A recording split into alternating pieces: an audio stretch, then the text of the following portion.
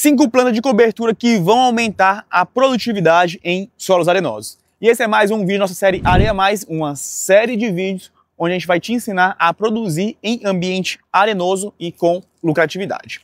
Moçada, é o seguinte, lembra lá no primeiro vídeo da série Solos Arenosos, onde eu cito o seguinte, 3 pilares para um solo fértil: física, química e biologia de solos. Primeira coisa que você tem que saber, que ambiente arenoso ele não tem vida, naturalmente falando. Então a gente precisa aportar. Como que a gente faz aporte de vida no sistema? Através da matéria orgânica. Quem que coloca matéria orgânica no sistema? A palhada, tá? É o que vai depois da soja, depois do milho, depois do que você for plantar. Então é através das plantas de cobertura, da palhada, que a gente consegue aumentar esse aspecto biológico no nosso sistema, colocar vida. E isso traz muita, mas muita produtividade mesmo. E eu selecionei aqui 5 plantas para trazer para vocês que vão aumentar a produtividade de vocês, tá?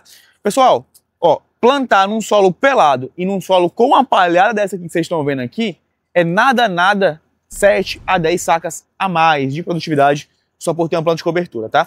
Então vou listar 5 aqui, pelo menos as 5 principais, as 5 mais comuns, mais populares, que se você utilizar qualquer uma delas, eu tenho certeza que já vai aumentar a sua produtividade, certo? A primeira delas que eu vou trazer aqui, ó, aqui a gente está com uma braquiária rusiziense, mas vamos falar sobre 2 braquiárias, a rusiziense e a piatã, que eu não tenho aqui na minha área, mas isso aqui, por exemplo, é um talhão pós-soja que é braquiária rusiziense. Chega aí, Ian, bora dar uma volta pro pessoal aqui. Moçada, as braquiárias de forma geral, elas têm uma boa capacidade de fechar o solo, que é um dos principais pontos que a gente quer. A gente quer um solo fechado, tá? E a gente está aqui, ó, com a braquiária rusiziensis, que tem rápido estabelecimento. A gente consegue ter uma boa produção de perfilhos quando é bem manejado, e a gente consegue vedar bem o nosso solo, tá? Vedar bem o nosso sistema, produzindo parte aérea e também raiz, que vai se transformar ali em matéria orgânica. E por que eu citei braquiária rusiziensis e também citei a piatã? Qual que é o melhor posicionamento? Vamos lá. Piatã, ela produz mais massa, tá? Então ela produz mais parte aérea, tem maior capacidade de produzir folhas e também tem raiz mais agressiva. Porém, também é uma planta mais exigente em fertilidade de solos, ok? E aí toda vez que passa essa informação do que a piatã produz a mais, por ser uma planta mais produtiva, vai produzir aí de 2 a 4 toneladas a mais de matéria seca, todo mundo já pensa, poxa, a piatã é melhor, né? Só que nem sempre. Aqui, por exemplo, a gente está numa área onde foi passado uma roçadeira. Lá atrás tem uma área de mix de cobertura onde foi passado rolo-faca, tá? Pessoal, manejar palhada é tão importante quanto manejar solo e quanto manejar planta. E aí que está a diferença. Se você é uma pessoa que não tem tanta experiência com palhada, inicia pela braquiária rusiziensis. Por quê? Porque a rusiziensis ela morre mais fácil com glifosato, ela é mais fácil de ser manejada. Se você perder um pouco a mão, se ela passar um pouco do ponto, rebrotar no meio da soja, você consegue controlar com doses menores de glifosato, por exemplo. Agora, uma piatã, por ela ser mais produtiva, mais agressiva, tanto em folha quanto em raiz, consequentemente, ela também vai ser uma planta mais difícil de morrer. Vai exigir mais dose de glifosato ou muitas vezes algumas associações, tá?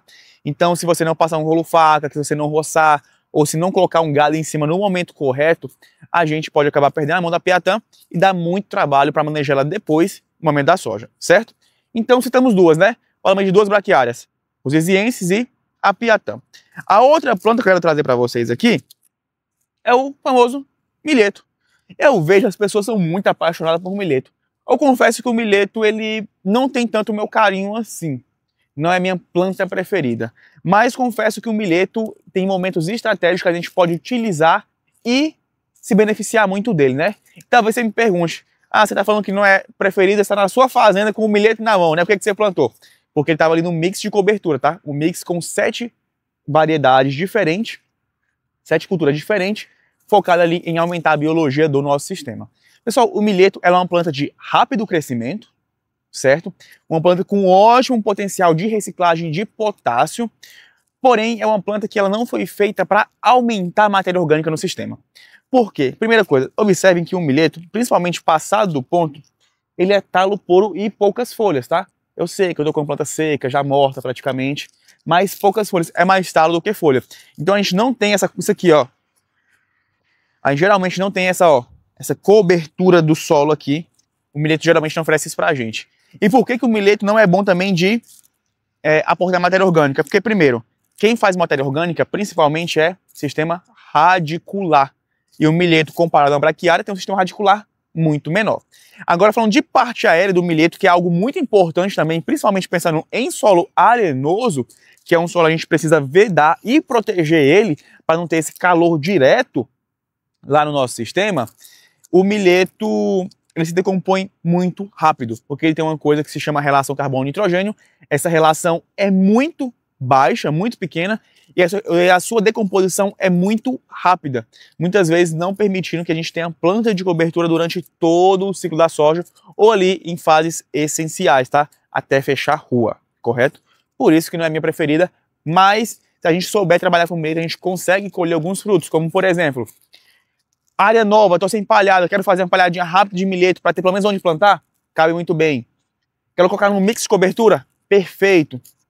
Quero fazer ali uma área mais trabalhada, quero colocar só um elemento a mais, meio de safra já, outras áreas, outras safras, para poder modificar um pouco ali do sistema, perfeito também, correto?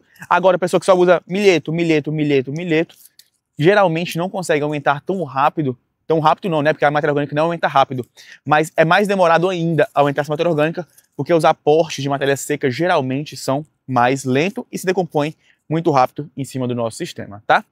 Pessoal, não menos importante, eu vou trazer para vocês também aqui essa planta aqui, ó, Crotalária, que agora, nesse caso, a gente já vai para aquele talhão ali, que é onde essa Crotalária estava. Essa Crotalária aqui, ela também foi plantada dentro de um mix de cobertura, tá? Só relembrando, nós já estamos na nossa 4ª planta de cobertura, Braquiária rosesiensis, Piatã, milheto, agora a Crotalária. A gente tem basicamente 3 crotalárias, Ocroleuca, Spectabilis e a Júncia. O que diferencia uma da outra, tá? Que é justamente o que diferencia uma da outra, que é o grande motivo que faz a Crotalária ser uma planta tão importante para o ambiente arenoso.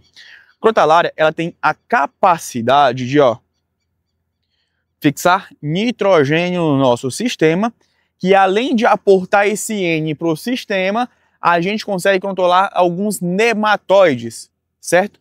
Que vai estar sempre presente em solo arenoso. É muito comum ter nematóide em solos arenosos, tá? Então é muito importante a gente trabalhar com essa planta aqui. Show? Então, o que diferencia uma da outra? Uma vai ser um pouco mais focada para nematóide, uma vai dar um aporte maior, um pouquinho de nitrogênio do que outras, e aí você vai decidir qual delas você vai usar, baseado na sua região e no seu principal objetivo. Fechou? Agora a gente vai partir para a nossa última planta de cobertura, que vocês vão ver agora na tela de vocês. E a nossa última planta que vai aumentar a produtividade em solos arenosos é a primeira planta que começaram a descobrir que desempenhava muito bem em solos arenosos. A gente está falando do estilosante, tá? Isso aqui a gente está com o estilosante Campo Grande, só para vocês terem um pouco de ideia, né? Isso aqui, ó, acima é só o sistema radicular, ó. Quase do mesmo tamanho da planta, ó. Só de sistema radicular, ó, vindo até aqui, ó. Pessoal, o estilosante Campo Grande, ele também tem essa habilidade de colocar nitrogênio no sistema e matéria orgânica, tá? A gente vê que tem uma raiz pivotante bem parecido com a soja, certo? A sua parte aérea, ela é muito difícil de decompor. Ó, chega perto aí, ó, isso aqui, ó, taluda, tá? Então a gente tá aqui num pasto onde ele foi formado fora de época, tá? Um talhão formado fora de época. Que a intenção aqui era fazer consórcio entre estilosante e Braquiária rosesiensis, certo? Tá muito ralo aqui, tá bem feio, mas ó a presença do estilosante aqui, ó. Estilosante, estilosante, estilosante, tá? E onde a gente chegar para arrancar aqui, ó. Ó o sistema radicular. Muito, extremamente agressivo, tá? Então, vai formar muita matéria orgânica no nosso sistema estilosante, nessa capacidade.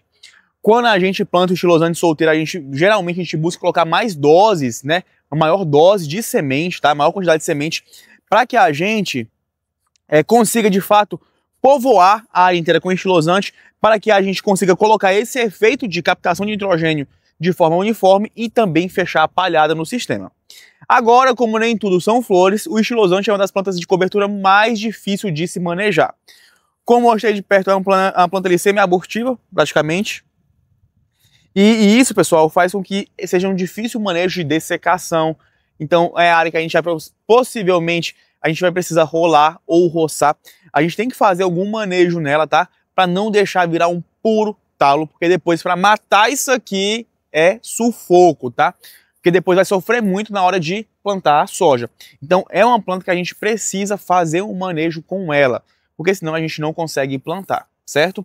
Então, nesse vídeo de hoje, vocês conheceram 5 plantas que vocês utilizar como planta de cobertura, certamente irão aumentar e muito a produtividade na roça de vocês, se o seu solo for assim, ó, arenoso, igual esse.